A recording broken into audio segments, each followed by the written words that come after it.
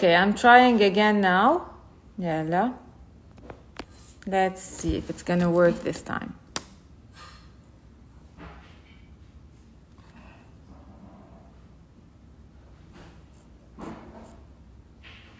Here you go. It's gonna work. Hi everyone. Sorry for this little issue with the live. Now it's working. Hello, Dr. Henry. How are you? I'm doing fine. Just Henri, no doctor, nothing.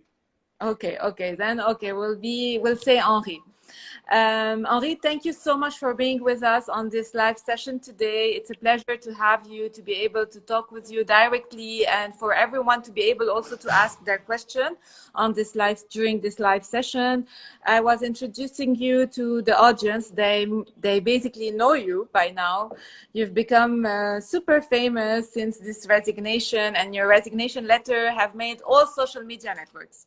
So basically, just to make it short again, you were the former advisor to the finance minister before resigning mid-June. You also you had a major role in the negotiations with the IMF. You basically resigned because Henri saw no real will to implement reforms. So he decided to resign. And today we're going to discuss with Henri the reasons behind his resignation, what about the IMF talks, where do we stand today with the IMF talks, and also we'll discuss the economic situation, the depreciation of the lira, and other important issues that are happening on a daily basis. I'm going to start today, Henri, the talk by asking you about your experience on the inside. Today, we all sense the urgency of the situation. We saw that even the international community is sounding the alarm. Like the foreign affairs minister said last week, the French foreign affairs minister said in front of the French parliament that they are ready to help the Lebanese people if they help themselves first. So basically, they are saying that the situation is really bad. Yet our leaders don't see we don't feel that they feel the urgency of the situation. Is it really that bad on the inside? Can you tell us about your experience? Of course, thank you first for having me. And I get there's, I don't know, 118 people who are tuning in to listen to what I have to say, much more than I have usually. But listen, on the inside, it's as bad as you can imagine. In what sense? In the sense that people do not are, I mean, as you can see, they are not realizing that time is of the essence. So there is a major issue. Today we have the parliament that seems to postpone the discussion or the finalization of the capital controls law, which is a major reform that the IMF has been asking for. They keep on coming back and talking about numbers, really the diagnostic, is this the right one, that the government has the wrong diagnostic?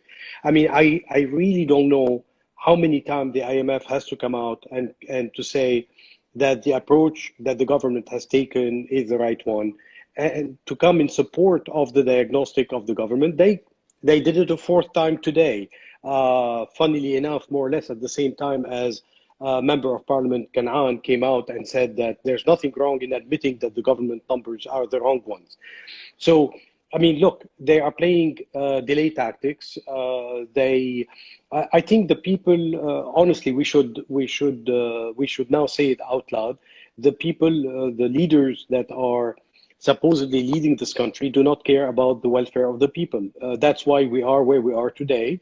That's why we have the failed policies over the last 30 years. That's why we have a failed state today. And honestly, they do not care whether this is going to be fixed next year or the year after or 5 years from now. But time today, Henry, do we have time in our hands? Today we see no, that we don't. Yeah, go on.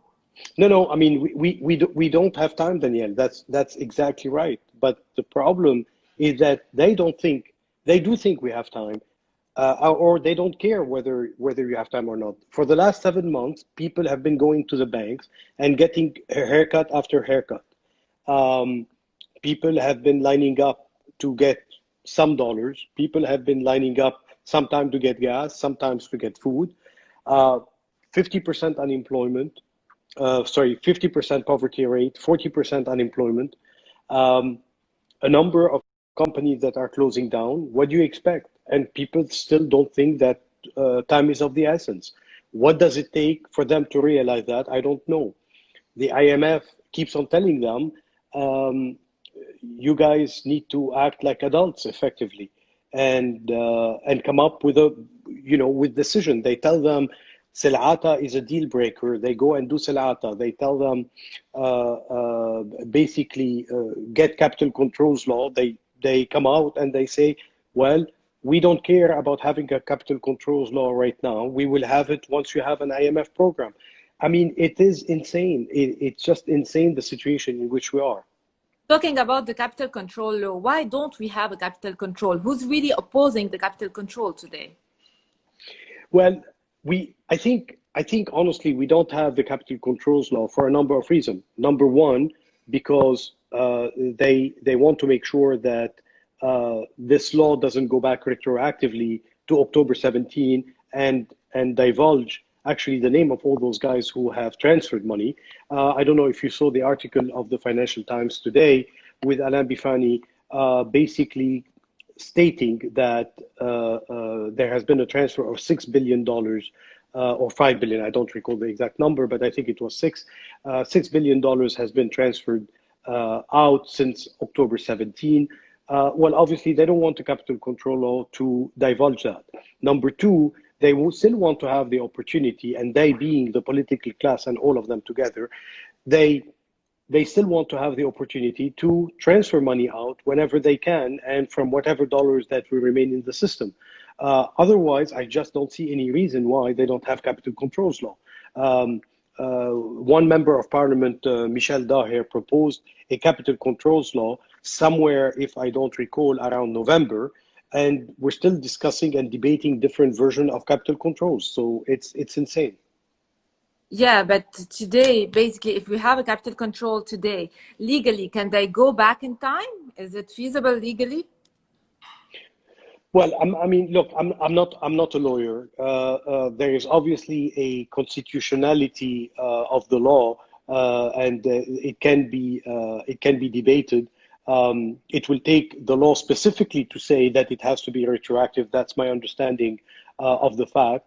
It can be challenged constitutionally, but I think the reality is that today there is no way out. What people need to understand is that there's going to be trade-offs. Everything is going to be a trade-off. Today we have a hole. We have a hole in the financial system that we need to fill in. So if we are not able to go back after stolen money, if we are not able to go back after excess interest paid, if we are not able to go back after dividend paid, okay, if we are not able to go after illegal transfers or illegitimate transfer or whatever you want to label them between October, that happened since October 17, then you know what? Someone has to pay for that. And at the end of the day, if we cannot go after all these pockets, then the depositors are going to be hit more than they would have otherwise been hit. So it's all a question of trade-off. We cannot keep on saying no for this and no for that and no for this other thing. And then at the end of the day say, no, but don't touch my deposits. Well, someone has to finance these deposits. Someone has to finance this hole in the system. So that's what's very important. I know there is a big hole in the system, and today there are huge losses. But these losses today in the government's plan, we see that the government should default on its internal debt. So it's leaving the whole burden to be borne by the banking system and the depositors. Don't you think it's a bit unfair given that the losses are the result of years of government mismanagement and corruption? Well, I mean, first, there's a number of ways in answering this. So let me try to go the first way. Now, you are in a capitalistic system, right? You finance, you go and you make an investment in a security. That security just happened to be a government security in this stage. The government goes bankrupt. What happens? Well, in a capitalistic society, the person who took the risk also get the profit and take the losses. So let's start with that. So today, by saying the government has spent money and therefore the state has spent money, and therefore the state is responsible, is basically like saying that all of the people are responsible, because who's the state? The state are the people. So today, by asking the state to pay, it's basically asking Daniel Hatem to pay, is asking all those followers, the 147 that we have so far, to also pay. Now, I'm not saying the state is not responsible. The state, in fact, is responsible by passing a law to return the money that was transferred. The state is responsible to reverse the financial engineering, because these were using depositors' money to benefit the few. The state is responsible to go after corruption and bring back that money. Yes, this is how the state is responsible. The state is not responsible by, or doesn't have to, sell state assets and give them to the few people, because let's not forget, you have about 2.7 million accounts, okay? Only 50,000 of those are above $500,000. So today, by wanting to save those 50,000 accounts, you're asking everyone else in the economy to pay. You have 55% of the people that do not have bank accounts. They have ownership in those state assets as much as you do, as much as I do. You have 80% of the bottom accounts that have only 3 billion out of the 170 billion that exist in the depositing in the financial system. So why should all these guys pay for the financial hole that we have today? These guys are not responsible for that. So we have to understand where the responsibility starts and where it stops, and we have to understand in what form this responsibility takes. Responsibility of the state. I know we live in a country where people do not realize that the state are the people. It's always the state is some abstract thing that exists out there that is against us. But that's not the case. The state is basically, state assets are taxpayer assets. So by asking the state to pay for things, basically they're asking you to dip into your pocket and to pay for that. Okay. But some people are saying we call it losses. Isn't it stolen money? Sorry, I'm getting a connection problem. It's okay. Can you hear me now better? Is it yes, better? yes. Repeat the question. Just repeat the question. It's Joe here. He's saying we call it losses. Isn't it stolen money? Of course, some of it is stolen money. There's no doubt about it. Some of it is corruption. Some of it also is due to financing the PEG, for example. We have financed the PEG for about 30 years, 27 years. We've had a PEG, which means we all lived above our standards of living, about our normal standards of living.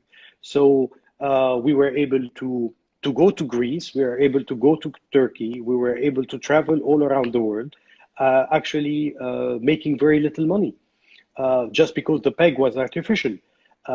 That's not stolen money. That's money that got spent to benefit the whole country. The financial engineering, for example, was made to benefit few. Who are the few? Are the banks and the depositors that took advantage of those investments. So some people made 20% and 25% of interest rate on those programs. That came from depositors' money that financed them. And yes, of course, there is also corruption in the government system. There's mismanagement, a lot of bloated administration. We hire left and right. That money also went there. Okay, let's say we didn't do the financial engineering in 2016. Would we be in a better situation today? Plus or minus 25 billion, yes, sure. I mean, the estimate today is what the excess interest being paid, that has been paid, is around $25 billion. That's a lot of money. That's about, a third, if not a bit more, 40% of the loss in the financial system. That's a big number. It's not an insignificant number. What could he have done instead? What could the governor could have done instead in 2016? Well, the problem I don't think started in 2016, and that's where people need to understand and go back in time. We have actually, I belong to the school that will say that if we have followed the law that exists, if everyone would have done his job or her job, we wouldn't be where we are. And I was interviewed by CNBC a few days ago, and I said a lot of people are responsible. So if you ask me the question directly about the governor, yes, there is. If someone would take the time and read the law of money and credit, and they will realize in its entirety, it will basically show that the central bank should not be financing the government. It should be financing it for a very short period of time and under exceptional circumstances. Now, what did we end up doing? We ended up having the central bank effectively monetizing the debt, which means financing the government. Now, people will tell us, well, what would have happened if the central bank would not have financed the government? Well, that's not for the central bank to do. Then the government would have, by force, tried to figure out other way to borrow. It would have to maybe.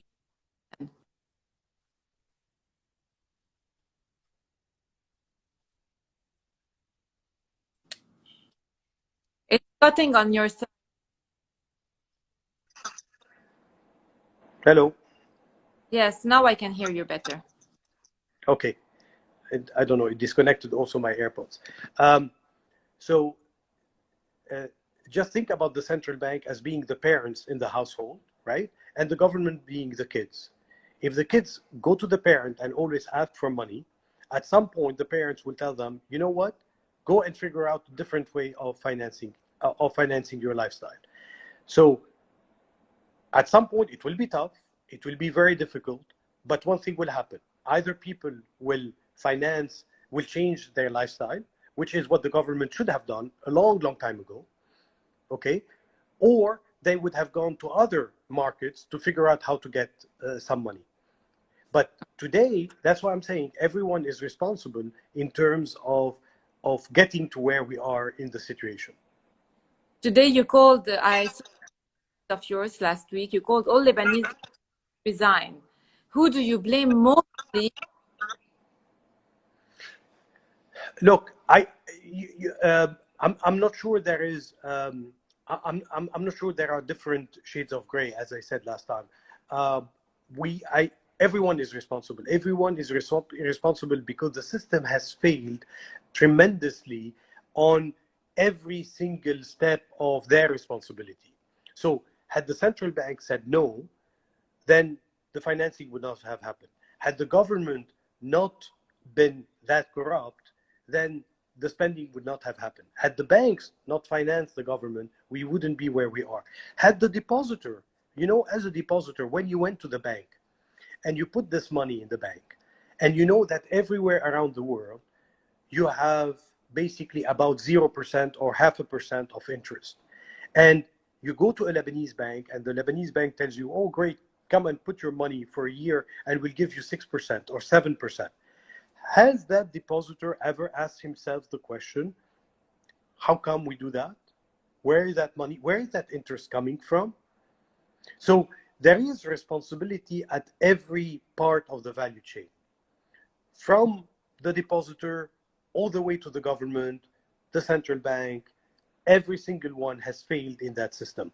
This is like being on a plane. And on a plane, you know that there are different fail systems, right? There are different, if something, if the left engine stop working, they can fly the plane with the right engine, and so forth. Everything got shut down. But again, Henry, some depositors got like 6-7%, and other depositors got 20%. Shouldn't we differentiate between the different types of depositors today? Yeah, of course you will have to. And that's why I'm saying, if you look at the government plan, you will see that all excess interest will have to be taken away. At least that is one of the pockets that we want to go after. So you're not going after all of them at the same level. you're going after the guy who got 20%, and you tell him, give me back, let's say 18%, because you shouldn't have gotten more than 2. And you go to the guy who got 7%, tell him, give me back the 5 that you got, because you shouldn't have received more than 2. So it's not hitting everyone at the same level. Once again, in the plan, okay, before you hit the depositors, there's a number of pockets that exist out there, and someone, especially the young guys that are on this call, should really take the pain of reading 4 or 5 pages of that plan that talks about the financial restructuring and identify the different pockets that the plan has identified in terms of financing the or putting lines of defense, if you want, before hitting the depositors. We've talked about putting a fund together which has state assets in order to use them more efficiently, and giving the revenues out of that to the depositor that may be hit. We have talked about the excess interest rate that has been paid, i.e. reversing the financial engineering.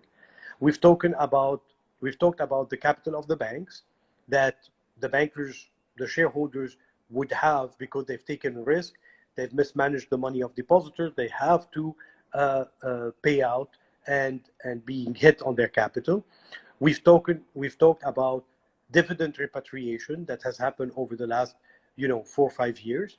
So we've talked about all these different pockets. I have an interesting question, because that question one is asking, can you elaborate more about the 5 new the banking licenses? This is not, I don't get it also as well. Yeah, I can definitely elaborate on that, and I think that is getting much more airtime than it deserves, because obviously we live in Lebanon, and people are going to say, oh well, you guys or whatever, the government got organized in there are some political groups and they're going to give a license to this guy or the other guy. That's what's coming out in the market. Look, did that happen? I don't know, but obviously I was not party to that. I can tell you what I was party to and how these 5 licenses came to life. And these came to life actually by several industrialists that were saying, look, we need to get our business up and going again. It came out from the agricultural sector, where a lot of people said we need to get the economy back again. And what we need to is access to lines of credit. The banks that we have today are not able to give us those lines of credit. Why don't we create 4 or 5 banks, one that is focused on manufacturing, one focused on agriculture, and so forth, that will be financed, since anyway it's new money, and whose only business will be to opening lines of credit. That's where the idea came from. Now, is there, in parallel to that, there has been a back room in this country which has forced and has a different agenda and what to do with the 5 new licenses?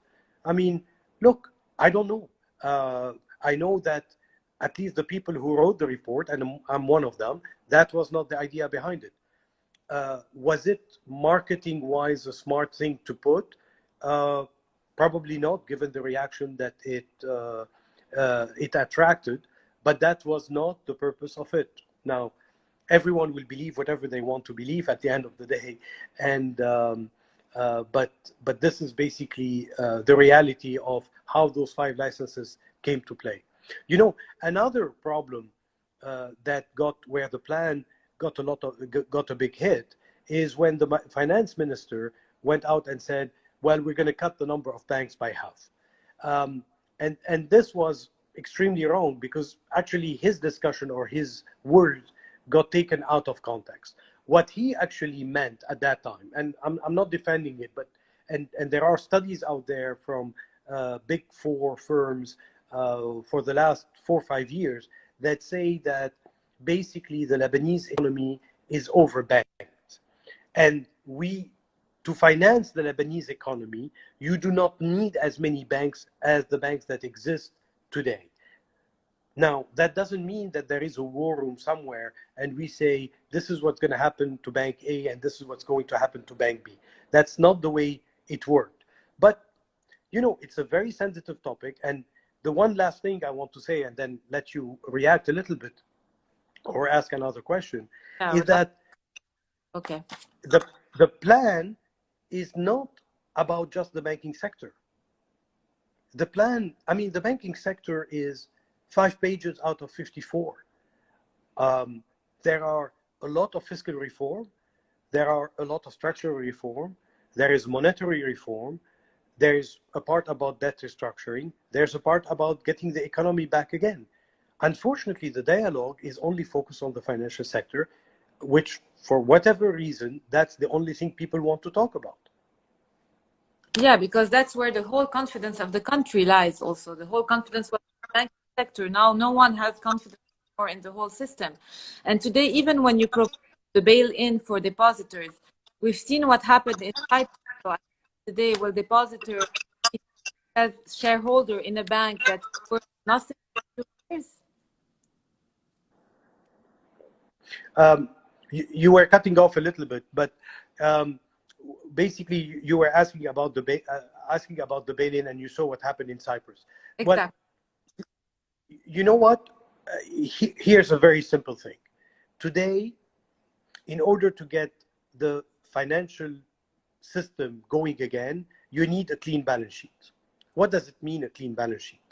A balance sheet, for those who know and those who don't know on this call, is made of assets and liabilities. Basically, today we are in a situation where the liabilities are much higher than our assets. Unless you have a clean balance sheet, money is not going to come into the system. No one would want to invest in the system. Okay, and the reality is a lot of audit reports are starting to come out about the situation of banks in 2019, the 2019 audit report. And as you know, probably you've read that Emirates Bank has issued its report and has declared basically a huge loss. So today, unless you clean up this balance sheet, the economy will not be able to go back again. And the quicker you do it, the faster you do it, you'll be like the US rebounding from the 2008 crisis.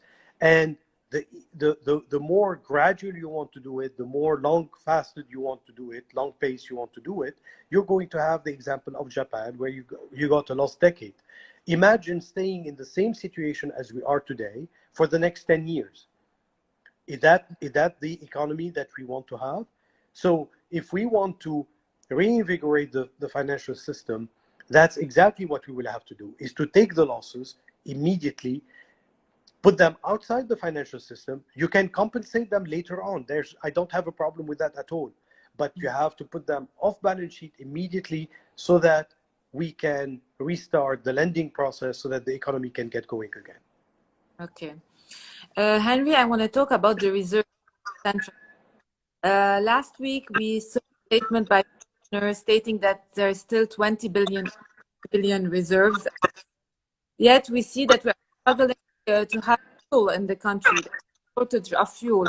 Let's say we had 20 billion, is 20 billion mandatory or usable reserves?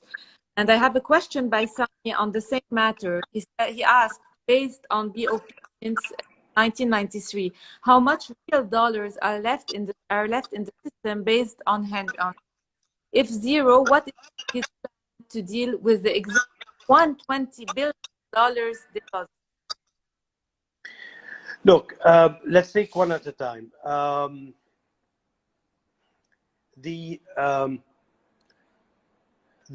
much reserves do we have?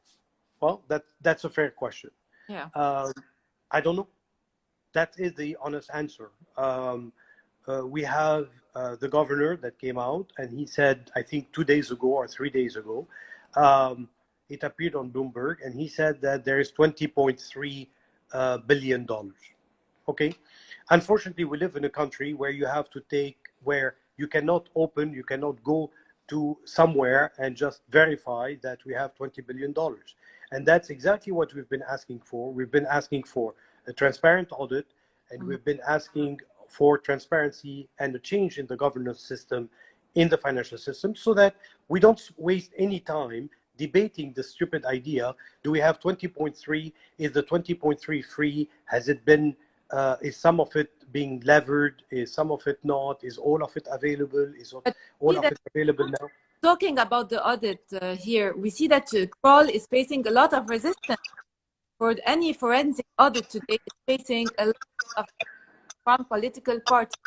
They I don't know, is they worried because of Israeli issue, or because they don't want to find out misdoings at BDL during the last few years? What is it?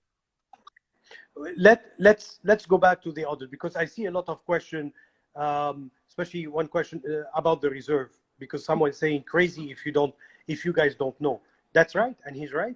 It's crazy. It's unacceptable that we cannot verify independently how much the reserves are. Yeah, that's perfectly right, and this is exactly the sound of alarm that we gave by writing this report, and by saying for the first time we go out and we say, look, this is the reality. Um, this is completely true, and this is a number that should be available not only to people at the Ministry of Finance, but people sitting on their beds and going up and why do I know how much reserve Egypt has, or how much reserve Nigeria has, and I don't know how much reserve do we really have? Now, just to go back to the reserve and answer your question, in the system, you have roughly 120 billion. Actually, you have a bit less of dollars, right? According to the law, the banks have to deposit with the central bank 15% of that amount as reserve requirement.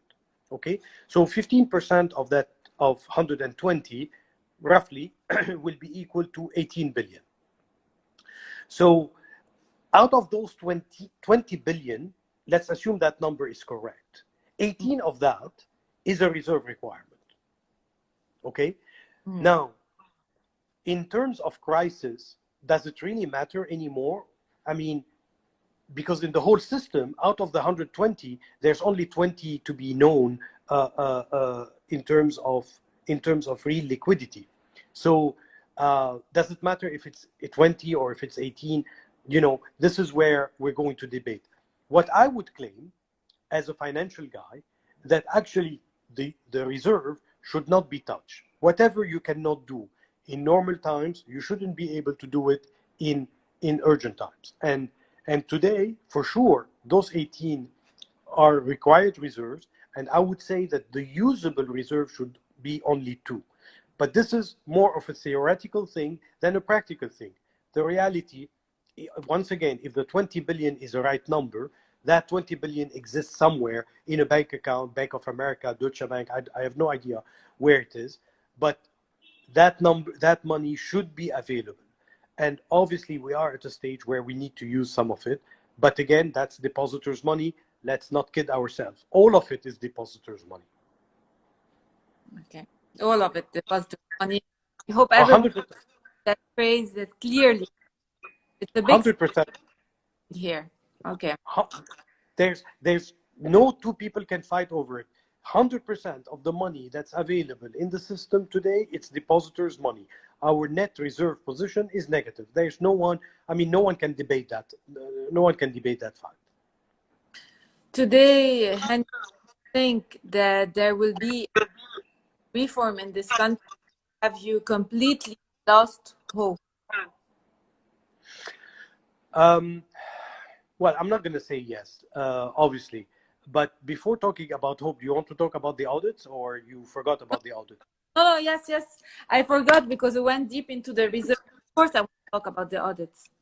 No, I mean, look, the reality is that these are very complicated topics. And unfortunately, I know people want us to dumb it down and to explain it in like 2 minutes. And people are still emotionally attached, and they say, you know, you can talk to them for hours, and then they ask you, they say, well, what's going to happen to my deposit, right?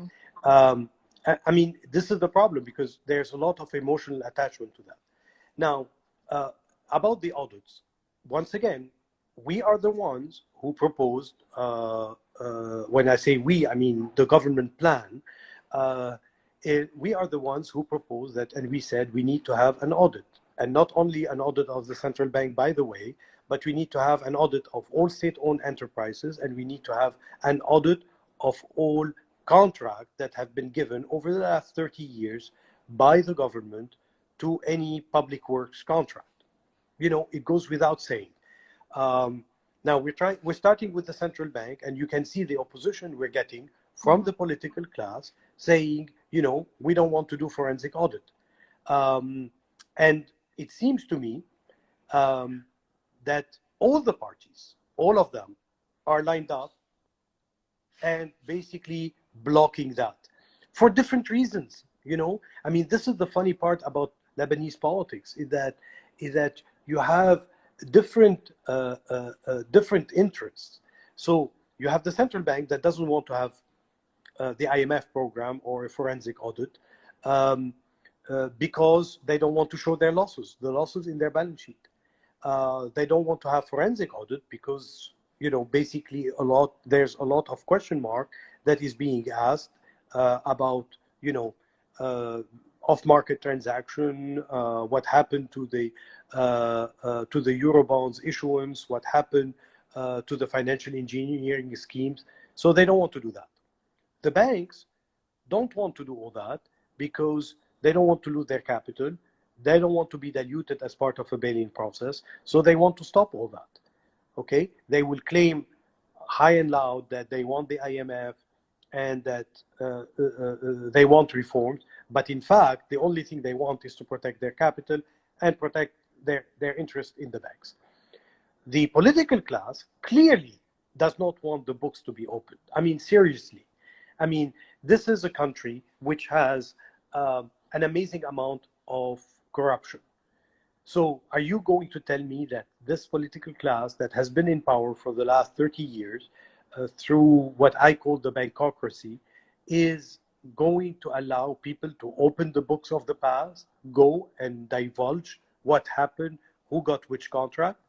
I mean, they definitely won't. I mean, we've lived the last 30 years. It's a very weird country, right? There is corruption. We all know about it, but there are no corrupt people.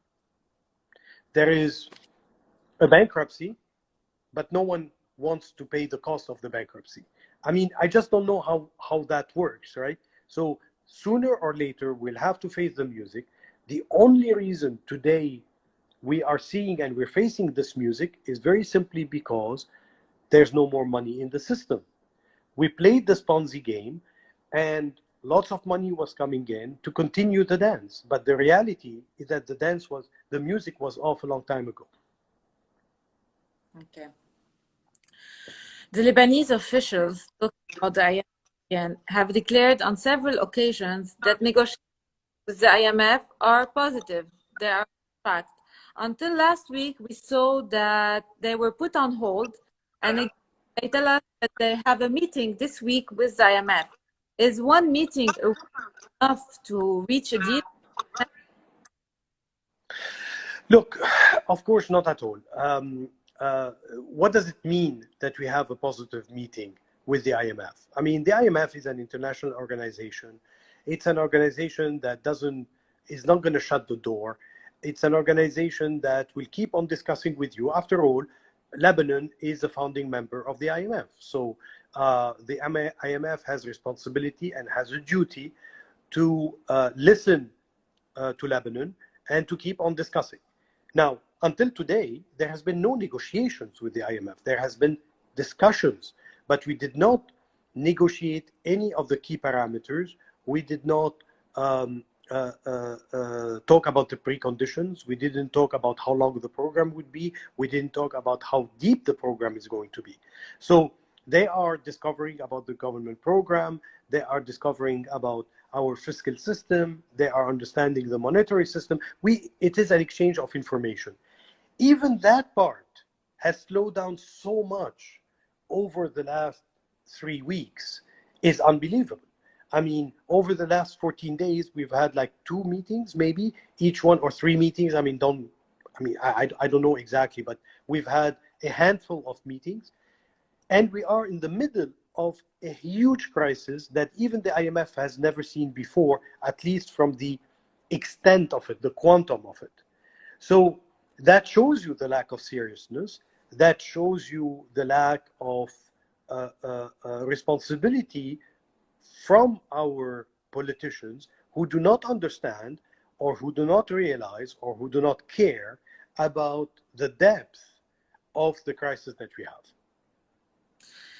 Today, let's say we don't reach a deal with IMF. They're talking about having an alternative deal with China. Is it possible? Is it even possible to think of replacing IMF with China today? Again,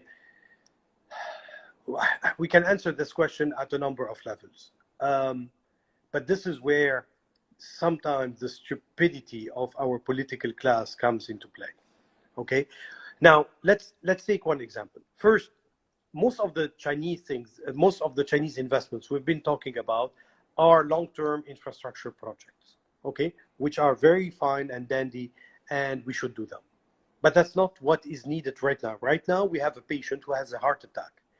The fact that he has a pimple on his cheek is not what matters. We'll deal with the pimple on the cheek later on, okay? But today, we need to get the heart restarted again, okay? That's number one. Number two, do you think if China is going to come in and invest, let's say, the same amount that the IMF wants to put into the system, they won't be asking the same question?